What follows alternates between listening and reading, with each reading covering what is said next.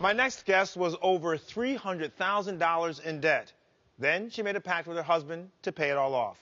It took them just 3 years, and now she's teaching others how to crush their debt also.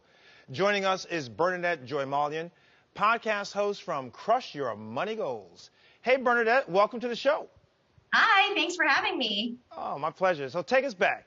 $300,000 in debt. What were you doing? What were you buying? Well, everything. That was the problem. Student loans, mortgages, cars, credit cards, anything you can think of, we were doing it. And that's 2016, we decided we didn't want that to be our life anymore. And by the end of 3 years, April of last year, we paid off all $300,000 of debt, including our home. You realize you're $300K in the hole. There's obviously tons of money and financial advice out there.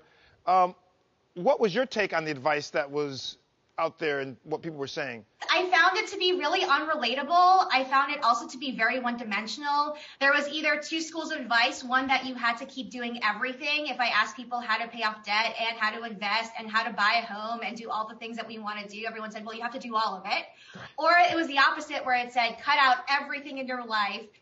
Just do nothing fun, have nothing exciting going on. And that felt really unsustainable. And honestly, who wants to live that life where you get to do nothing while you're paying off debt? So I like the idea that you thought, hey, maybe there's something else. So you start advising other people, right? Yes. So I started what I call the Crush method, which is a way that people can think about any financial decision.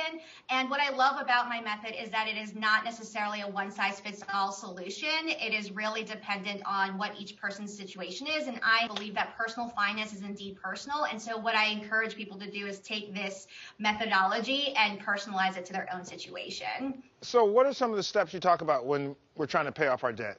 Yeah, so the Crush, it's an easy acronym to remember, and it also encapsulates the mentality that I had going through my debt. The C stands for cultivating a new money mindset. I'm sure you can relate to this. A lot of people are really stressed out about money, have a really negative relationship towards money and finances. And so the first thing I ask people to do is to start cultivating a positive relationship towards money and stop saying things like, I'm so bad at money. No one ever taught me about money. It's so hard, right? Realizing that you can overcome it is such a big part of it.